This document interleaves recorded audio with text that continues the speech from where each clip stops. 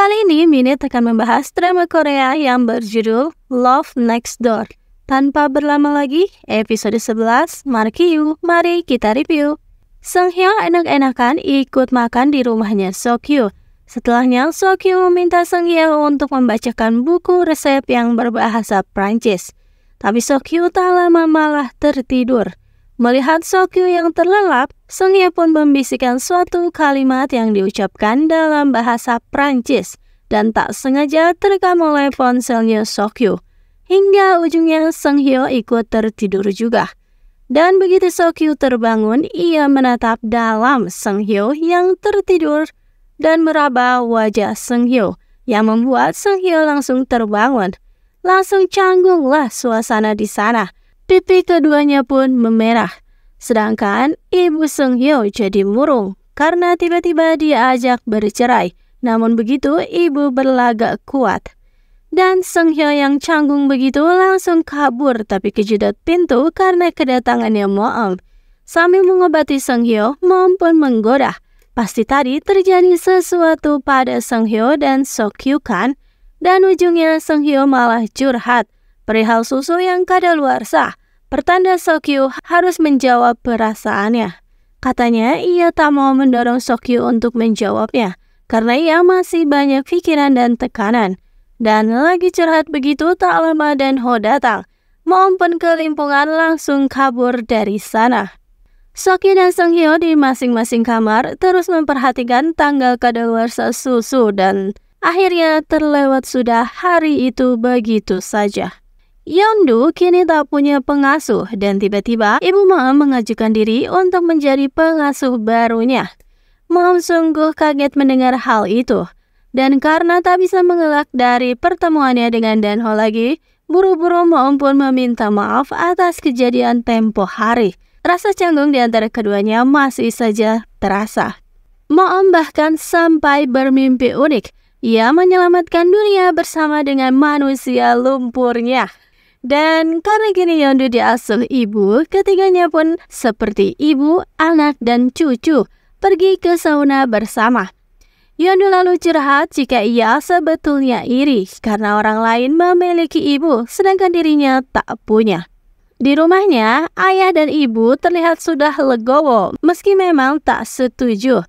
Tapi kini tak menentang lagi mengenai kesukaan Seok-hyo pada memasak.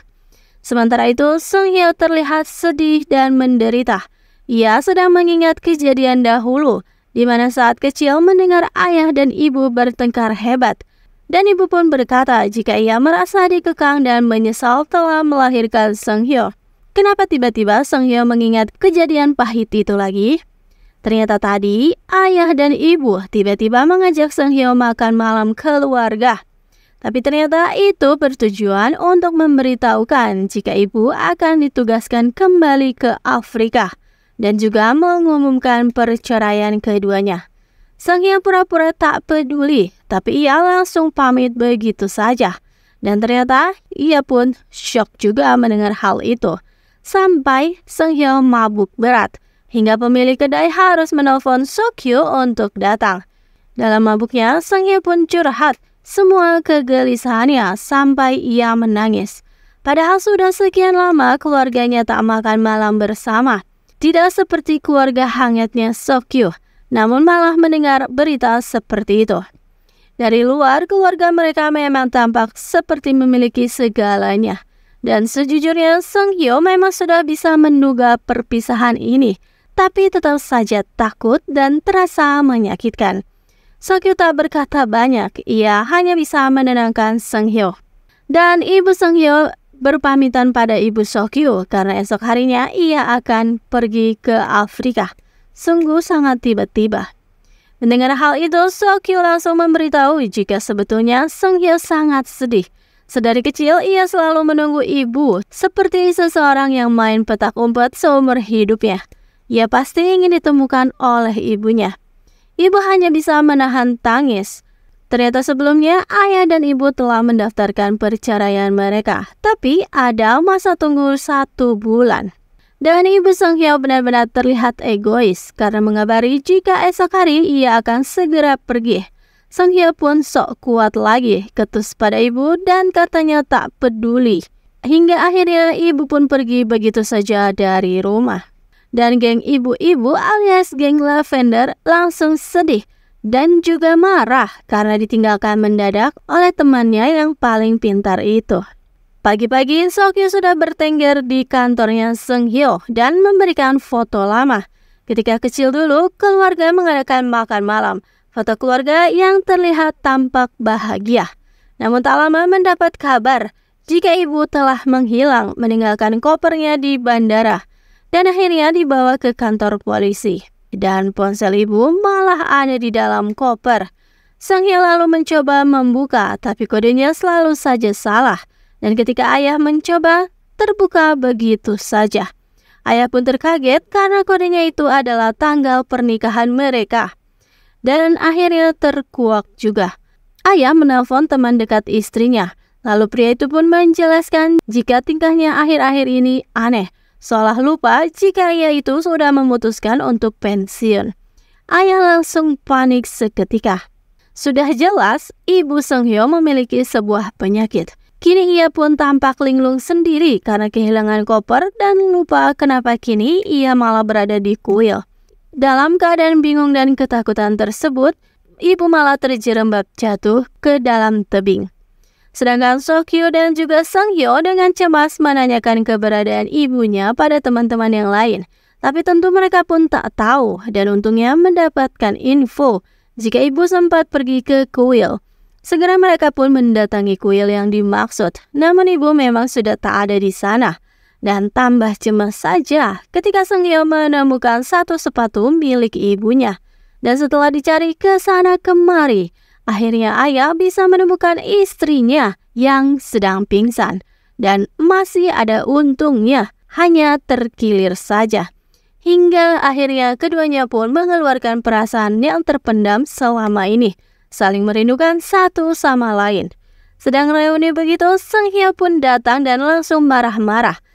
Semua unek-uneknya pun keluar. Karena orang tuanya tak pernah membahas apapun dengannya. Seung Hyo merasa terabaikan dan selalu menunggu kedatangan ibu sedari kecil. Ibu dan ayah pun hanya bisa meminta maaf dengan tulus karena telah membuat Seung Hyo merasa kesepian. Dan akhirnya mereka pun pulang bersama dengan ayah yang menggendong ibu. Tim Lavender pun heboh menunggu kedatangan bestinya itu. Suasana pun akhirnya damai lagi dan hubungan orang tua Seung Hyo pun benar-benar membaik lagi dan jatuh cinta lagi. Esok harinya Seung Hyo mengatakan jika ia akan pergi ke luar kota selama 2 minggu untuk proyek terbarunya. Dan ia pun mengajak Sokyu untuk ikut, tapi Sokyu jual mahal, katanya ia tak mau ikut. Tapi ternyata Sokyu merasa bosan karena tak ada Seung Hyo yang biasa menemani. Dan ketika ia mendengarkan terjemahan buku masak yang Seung Hyo bacakan, Sokyu baru menyadari ada kalimat asing yang diucapkan Seung Hyo. Setelah diartikan, ternyata itu adalah pernyataan cintanya. Katanya susunya mungkin basi esok hari. Tapi cintanya tak akan pernah hilang sampai kapanpun pada Sokyu. Sokyu hanya bisa melongo mendengar itu. Dan akhirnya ia pun tersadar. Segera ia meminjam mobil Moem. Sedangkan Seung Hyo sibuk mempersiapkan proyek barunya itu. Dan akhirnya kini Sokyu berhadapan dengan Seung Hyo. Katanya semuanya terasa tak menyenangkan jika tak ada Seung Hyo yang menemani. Dan di taman bunga matahari yang luas dan indah itu, Seung Hyo mulai mendekati Sokyu dan akhirnya mereka pun berkisaan. Dan episode 11 pun berakhir di tempat yang indah itu.